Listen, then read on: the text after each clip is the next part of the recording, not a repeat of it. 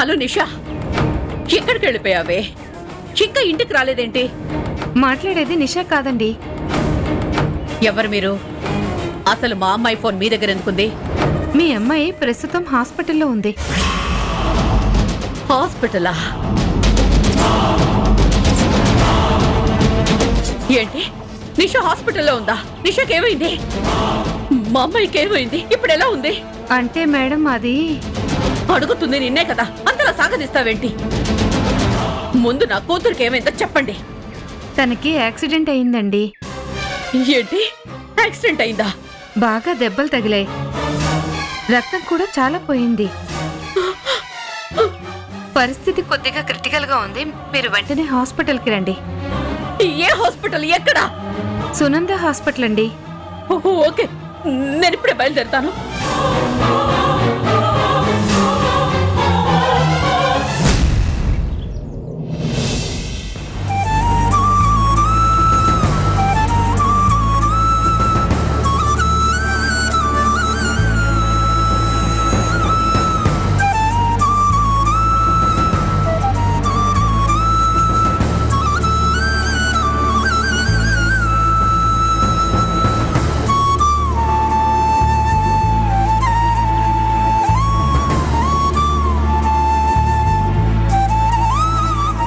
ఇప్పుడు ఎలా ఉంది?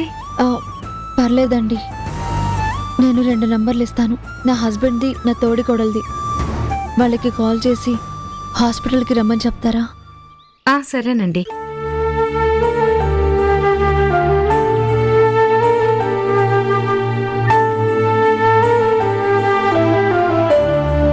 డాక్టర్, ఐసీయూలో ఉన్న పేషెంట్ పరిస్థితి ఏంటి? ఆ అమ్మాయికి బ్లడ్ చాలా పోయింది డాక్టర్. అర్జెంటుగా బ్లడ్ ఎక్కించాలి. మరింకా ఆలోచిస్తున్నారేంటి? వెంటనే బ్లడ్ ఎక్కించండి. పేషెంట్ది చాలా రేర్ బ్లడ్ గ్రూప్. మన బ్లడ్ బ్యాంకులో కూడా లేదు. వేరే బ్లడ్ బ్యాంక్స్లో అడిగితే అక్కడ కూడా లేదని చెప్పారు. మేము ట్రై చేస్తున్నాం. మరిప్పుడు ఎలా డాక్టర్? ఈమె కండిషన్ చూస్తుంటే ప్రతి నిమిషానికి క్రిటికల్ గా తయారవుతుంది. ఇప్పుడు బ్లడ్ ఖచ్చితంగా ఎక్కించాలి కదా? అవును డాక్టర్, కానీ ఆ ఓ నెగిటివ్ బ్లడ్ గ్రూప్ దొరికే వరకు మనం ఏం చేయలేం. సరే, చుట్టుపక్కల అన్ని బ్లడ్ బ్యాంక్స్ కి కాల్ చేసి ఓ నెగిటివ్ బ్లడ్ ట్రై చేయండి. అలాగే డాక్టర్.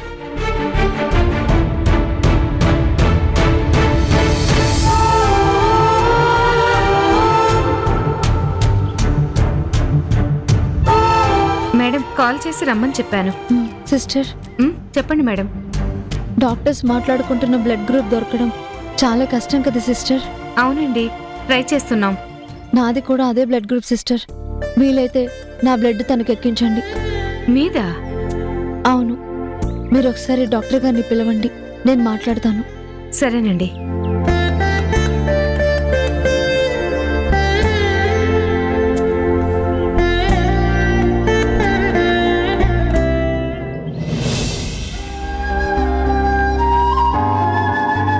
చెప్పమ్మా. మీరు మాట్లాడుకుంటుంటే విన్నాను డాక్టర్. ఆ బ్లడ్ గ్రూప్ దొరకడం కష్టం కదా, అందుకే ఆ పేషెంట్కి నా బ్లడ్ ఇస్తానంటున్నాను. చూడమ్మా, నువ్వు కూడా ఇప్పుడు పేషెంట్వే. నువ్వు బ్లడ్ డొనేట్ చేస్తానన్నా మేము ఒప్పుకోము. డాక్టర్, నాకు తగిలినవన్నీ చిన్న చిన్న దెబ్బలే అని మీరే చెప్పారు కదా. నాకు ప్రాణాపాయం అయితే లేదు కదా? అఫ్కోర్స్, కానీ డాక్టర్, ఇప్పుడు ఆ అమ్మాయి ప్రాణాలు కాపాడడం మనకు ముఖ్యం. బ్లడ్ వచ్చే వరకు మనం ఎదురు చూస్తూ ఉంటే తన ప్రాణాలకి ప్రమాదం రావచ్చు. దయచేసి నా మాట వినండి, ఇంకేం ఆలోచించకండి. నేను బ్లడ్ డొనేట్ చేస్తాను. అది సరే, కానీ ఇంతకీ ఆ అమ్మాయి మీకేమవుతారు?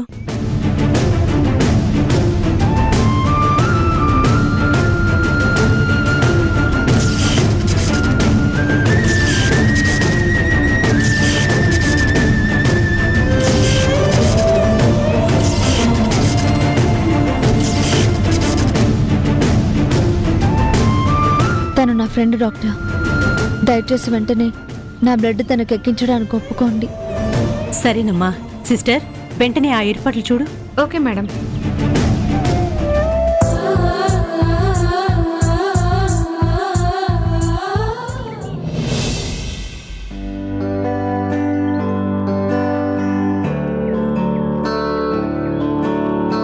ఈశ్వరా పరమేశ్వరా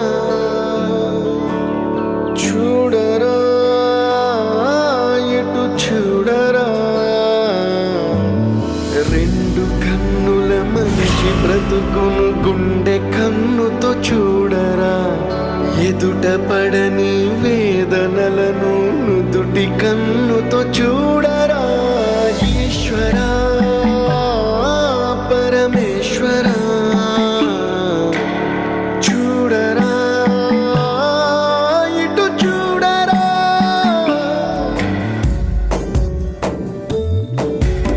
నువ్వు రాసిన రాతలిచ్చట మార్చుతూ మార్చుతుంటే నేలపైన వింతలన్నీ నింగి కన్నుతో చూడరా ఈశ్వరా పరమేశ్వరా చూడరా ఎటు చూడరా మసకబారిన కంటి పాపకి ముసుగు తీసే వెలుగులాగా కాలమడిగిన కఠిన ప్రశ్నకు బదులు ఎదురవ్వరా ఈశ్వరా పరమేశ్వరా చూడరా ఎటు చూడరా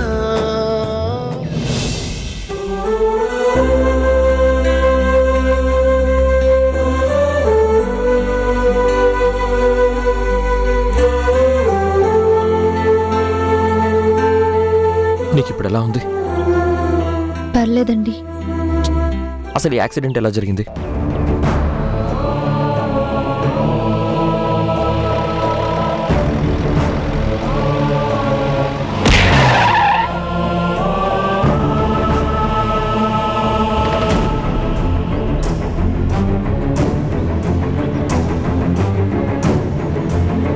ఇప్పుడు యాక్సిడెంట్ గురించి చెప్తే అందరూ నిషాని తప్పుపడతారు, తన మీద పగ సాధించాలనుకుంటారు. ఇప్పుడు నిషా గురించి చెప్పకుండా ఉంటేనే మంచిది.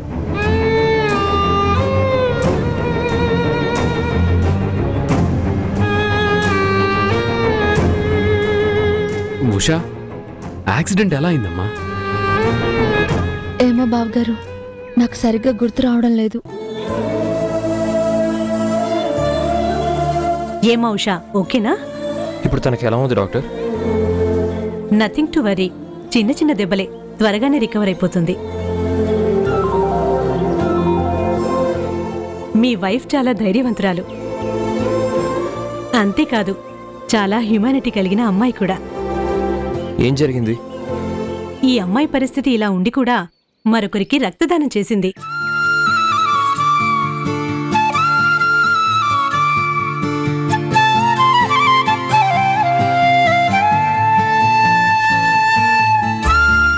ఈ రోజుల్లో ఎంతమంది ఇలా చేస్తారు? She's really great. Thank you doctor.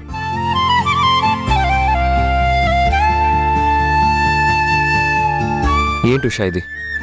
అసలు నీ పరిస్థితి బాగాలేదు, ఇలాంటి టైంలో బ్లడ్ డొనేట్ చేస్తారా? అది రేర్ బ్లడ్ గ్రూప్ అండి. నేను డొనేట్ చేయకపోతే తన ప్రాణానికే ప్రమాదం, అందుకే చేయాల్సి వచ్చింది. అసలు నువ్వు చేస్తానంటే డాక్టర్స్ ఎలా ఒప్పుకున్నారు? డాక్టర్స్ ఒప్పుకోలేదండి, నేనే డాక్టర్స్ని ఒప్పించాను. అయినా నేను ఇప్పుడు బాగానే ఉన్నాను కదా, మీరు కంగారు పడకండి.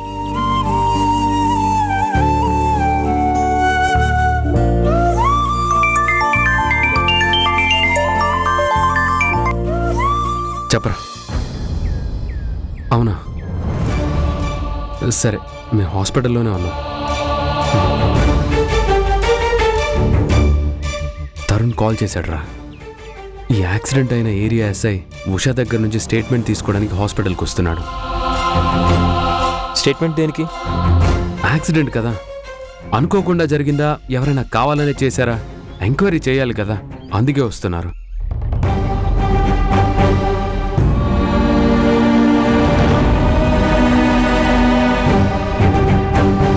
కావాలని ఎవరు చేస్తారు?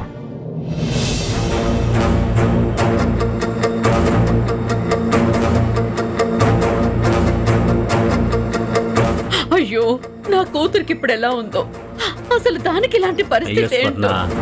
తనకేమీ కాదు, నువ్వు కంగారు పడకు.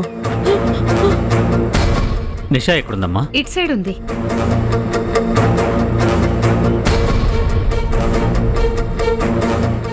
నిషా,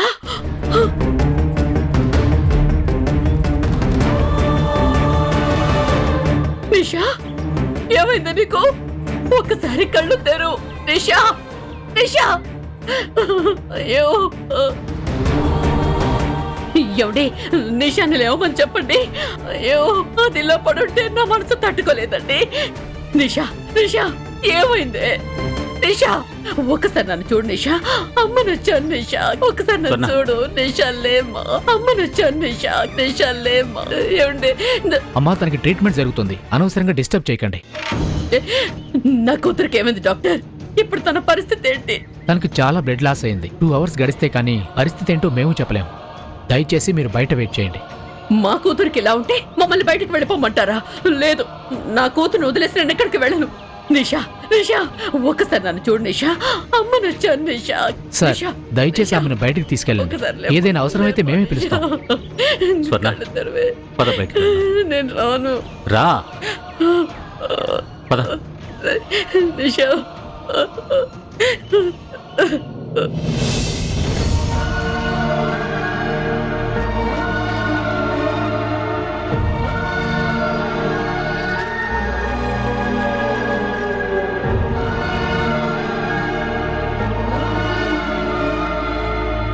బానే ఉంది కదా, కంగారు పడుకో.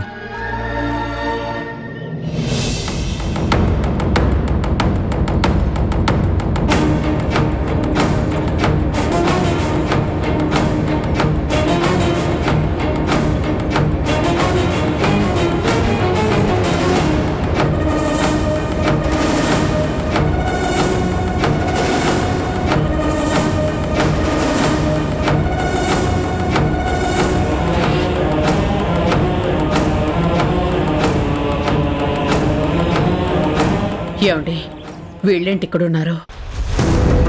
ఏమో స్వర్ణ, నాకు అదే అర్థం కావట్లేదు.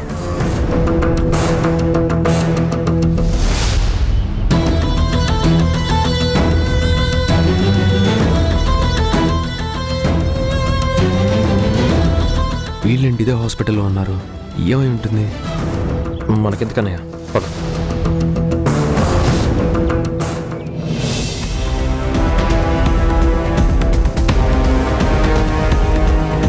హాస్పిటల్లో వీళ్ళ మనిషి ఎవరు జాయిన్ అయ్యారో? ఏమో స్వర్ణ, కనుక్కొని వస్తాను.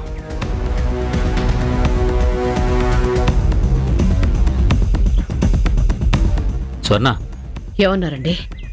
ఆ రూమ్లో ఉంది ఉషా అంట. మనమ్మాయితో పాటే తనకు కూడా ఒకేసారి యాక్సిడెంట్ అయిందంట. ఇద్దరికి ఒకేసారి యాక్సిడెంట్ అవ్వడం ఏంటండి? ఏమో స్వర్ణ, ఎంత ఆలోచించినా అంతు చిక్కట్లేదు. నాకు మాత్రం పూర్తిగా అర్థమైందండి. ఆ ఉషా వల్లే మన నిషాకు కూడా యాక్సిడెంట్ అయి ఉంటుంది. ఆ ఉషా వల్లే ఇప్పుడు మన కూతురికి ఇలాంటి పరిస్థితి ఏర్పడింది. ఆ ఉషాని వదలకూడదు.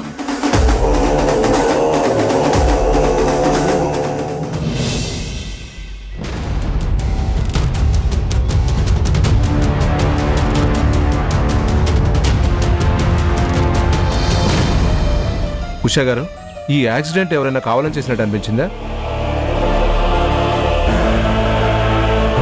అదేం లేదు సార్. బాగా గుర్తు తెచ్చుకోండి.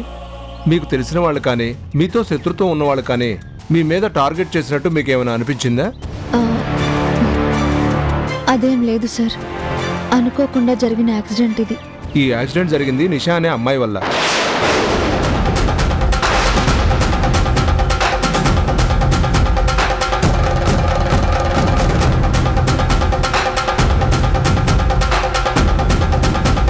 తనకు నీకేమైనా విభేదాలున్నాయా?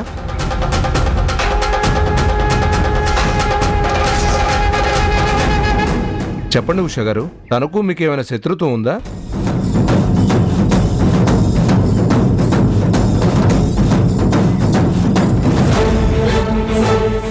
ఇన్స్పెక్టర్, ఆర్ యూ ష్యూర్ నిషా వల్ల యాక్సిడెంట్ జరిగిందా? అవునండి. సీసీ కెమెరా ఫుటేజ్లో ఆ అమ్మాయి కావాలనే ఉషా గారిని కారుతో యాక్సిడెంట్ చేసినట్టు క్లియర్గా తెలుస్తుంది.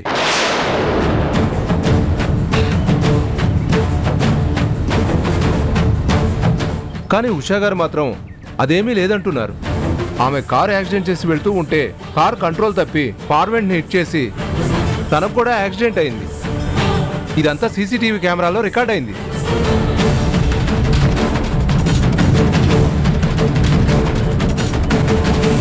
చెప్పండి ఉషా గారు, మీకు యాక్సిడెంట్ అవడానికి కారణం ఆ నిషానే కదా?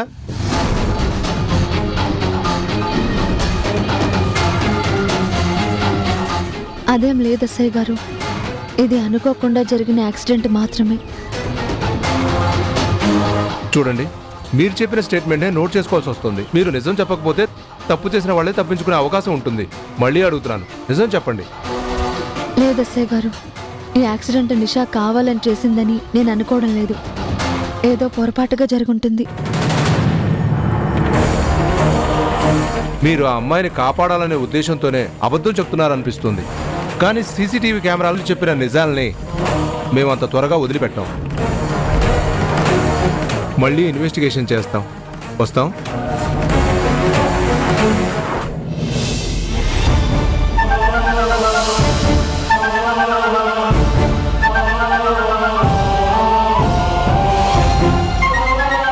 ఏంటుషా, నిషాని కాపాడాలనుకుంటున్నావా? అదేం లేదు బావగారు, నిజం చెప్పాను. చూడు, మంచితనంతో చెడ్డవాళ్ళని కాపాడితే మళ్ళీ ఆ చెడ్డవాళ్ళ వల్లే మనకి ప్రమాదం ఎదురవుతుంది. మంచితనం ఉండొచ్చు, మరీ మితిమీరిన మంచితనం ఉండకూడదు. నిషా వల్లే ఈ యాక్సిడెంట్ జరిగిందని నాకు అనిపించి ఉంటే నేను అదే మాట చెప్పేదాన్నండి. కానీ నాకు అలా అనిపించలేదు. నాకు అనిపించిందే నేను చెప్పాను. నీ మాటల్లో అబద్ధం ఉందని నాకు అర్థం అవుతోంది. నిర్దోషుల్ని మనం రక్షించవచ్చు, కానీ తప్పు చేసిన వాళ్ళని మాత్రం ఖచ్చితంగా శిక్షించాలి. ఆ నిషాని నువ్వెందుకు కాపాడాలనుకుంటున్నావో నాకు అర్థం కావడం లేదు. నిజాలు చెప్పి మనుషుల మధ్య దూరాలు పెంచే కన్నా అబద్ధం చెప్పి మనుషుల మధ్య ఉన్న బంధాలు తెగిపోకుండా చూడడం మిన్న. నన్ను క్షమించండి. నిషా చేసిన తప్పు ఏదో ఒకరోజు నిషాయే తెలుసుకుంటుంది. నిన్నే అడిగేది, ఇప్పటికీ మించిపోయింది లేదు. ఎస్ఐ గారిని మళ్ళీ పిలుస్తాను, నిజమేంటో క్లియర్గా చెప్పు. ఏమండి, నాకిప్పుడు బానే ఉంది కదా, మనం ఇంటికి వెళ్ళిపోదాం. నేను అడుగుతున్నదేంటి, నువ్వు చెప్తున్నదేంటి? కిరణ్, నిషాని కాపాడాలని తను డిసైడ్ అయిపోయిందిరా. ఇంకా మనం ఎన్నిసార్లు ప్రశ్నించినా తన దగ్గర నుంచి ఒకే జవాబు వస్తుంది. తనని ఇబ్బంది పెట్టకు.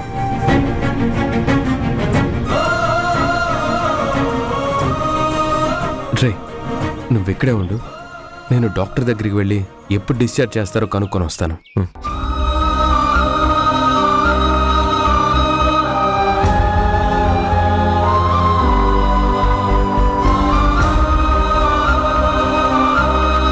నన్ను క్షమించండి.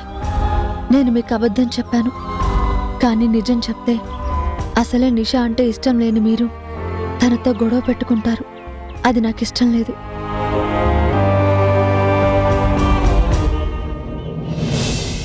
అసలు ఏంటి నీకు ఈ పరిస్థితి?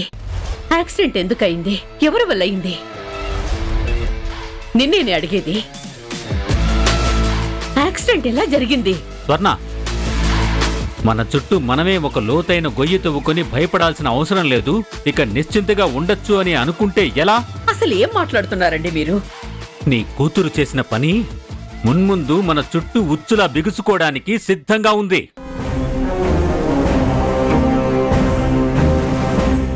ఇది చేసిన పిచ్చి పని వల్ల అందరం జైళ్ల చుట్టూ, కోర్టుల చుట్టూ తిరగాల్సిన పరిస్థితి ఏర్పడుతుంది.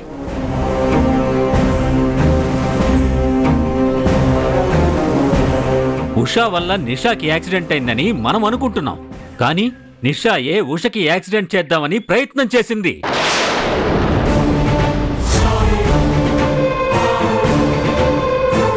ఆ ప్రయత్నంలోనే నిషాకు కూడా యాక్సిడెంట్ అయింది. సీసీటీవీ కెమెరాల్లో పిన్ టు పిన్ మొత్తం రికార్డ్ అయింది. నిషా, మీ నాన్న చెప్పేది నిజమేనా?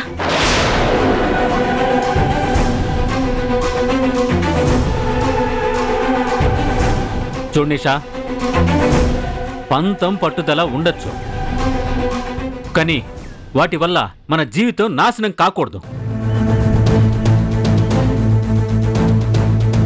ఆ కిరణ్ని మర్చిపోమని నీకు 1000 సార్లు చెప్పుంటాను.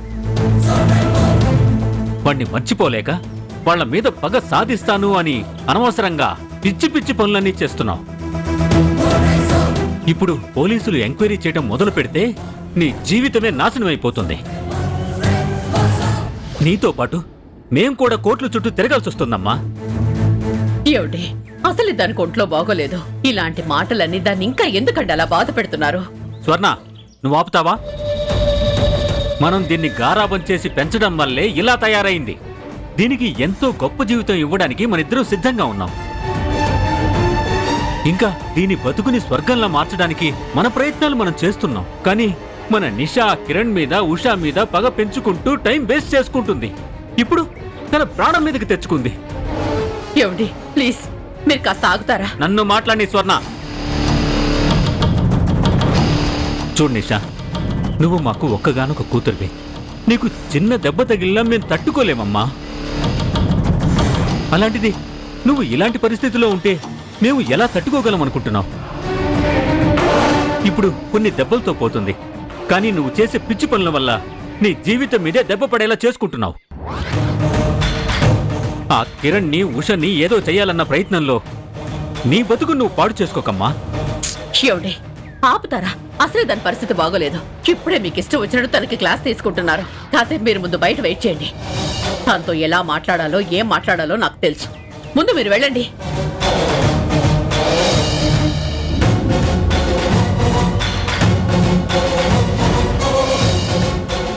నా రూమ్ లోకి ఎందుకు వచ్చావు? నిన్న రాత్రి నువ్వు నా రూమ్ లో కూడా వచ్చావు కదా. నన్ను చంపే ప్రయత్నం చేశావు అని కూడా నాకు తెలుసు. నువ్వు ఎన్ని ప్రయత్నాలు చేసినా, ఎన్ని ప్రయాసలు పడినా ఆయన నుంచి నన్ను దూరం చేయలేవు. నేను సహనం కోల్పోయేంత వరకు పరిస్థితి తీసుకురావద్దు. ఇదే లాస్ట్ వార్నింగ్.